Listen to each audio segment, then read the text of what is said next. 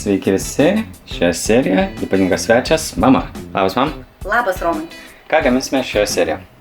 Riešutų pyragą. Gerai, kokių ingredientų jam reikės paruošti? Medaus, miltų, rudojo cukraus, drusko žiupsnelio, sviesto, pieno bei riešutų mišinio. Pirmiausia, įdėsime į kombainą 260 gramų sviesto. Kitą paliksime užpilui. 100 ml rudojo cukraus.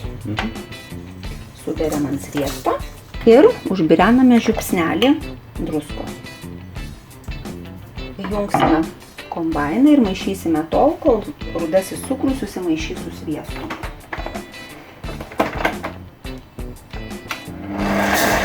Cukrus su sviestu susimaišė, vientisa masė pasidarė ir dabar subersime 400 gramų miltų.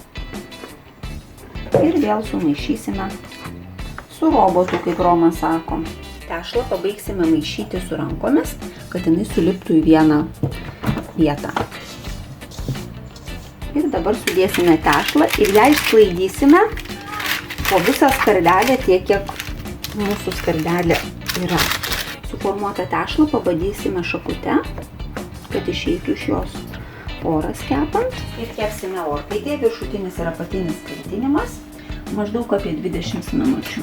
Temperatūra 200 laipsnių. Kol tešla keps, pasiruošime užpilą riešutinį, sudėsime likusį sviestą 130 gramų, 240 gramų rudojo cukraus, 250 gramų mililitrų norėtų sakyti, ar ne? 3 šaukštus medaus.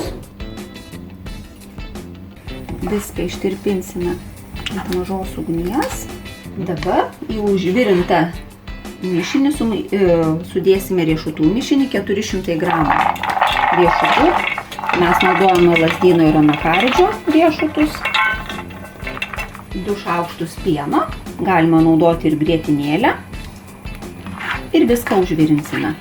Užvirė mūsų užpilas.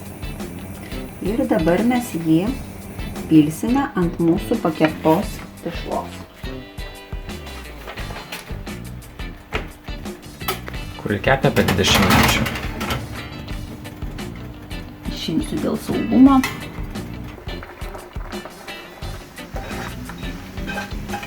Ir dar pakepsime maždaug apie 10-15 minučių. Mūsų pyragas bus iškeptas. Primažinsime šiek tiek temperatūrą. Paliksime 180.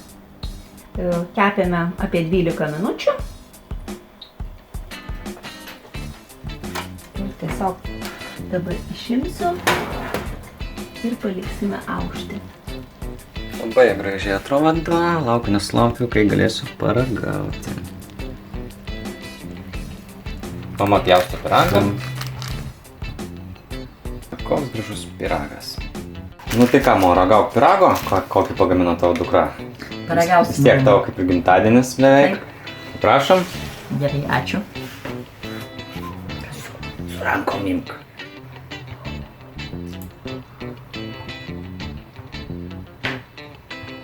Nu? Skanu? Neperkepėm? Ne. Nu tai ačiū žiūrovai už peržiūras. Ačiū mam už pagaminimą. Nėra už ką, prašom. Ir ką, sutiksime kitą kartą. Iki. Iki.